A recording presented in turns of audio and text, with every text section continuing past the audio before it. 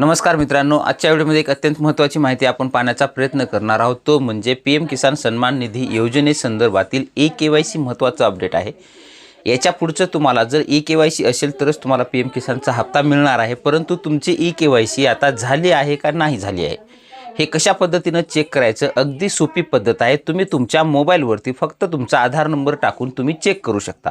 ती कसं चेक करायचं आहे सविस्तर आजच्या व्हिडिओमध्ये पाहणार आहोत। चला व्हिडिओला सुरुवात करूया। यासाठी तुम्हाला काय करायचं आहे, पीएम किसानचं जे काही पोर्टल असेल त्या पीएम किसानच्या पोर्टलवरती जायचं आहे। pmkisan.gov.in याच्यावरती आल्याच्यानंतर तुम्हाला वेबसाईट असं काही दाखवलं जाईल। गो टू pmkisan.gov.in यावरती क्लिक करा। त्यावरती क्लिक केल्याच्यानंतर थोडंसं इथं तुम्हाला एक ई-केवायसीचं ऑप्शन आहे, इथं पाहू शकता। याच्यावरती आपल्याला क्लिक करायचं आहे। आधार तुम्हाला इथं जे काही आहे ती आधार नंबर इथं तुम्हाला टाकून घ्यायचा आहे। आधार नंबर टाकल्याच्या नंतर तुम्हाला इथं खाली जे काही सर्च ऑप्शन आहे त्यावरती तुम्हाला क्लिक करायचं आहे। त्यानंतर इथं दाखवलं जाईल ई-केवायसी इज ऑलरेडी डन।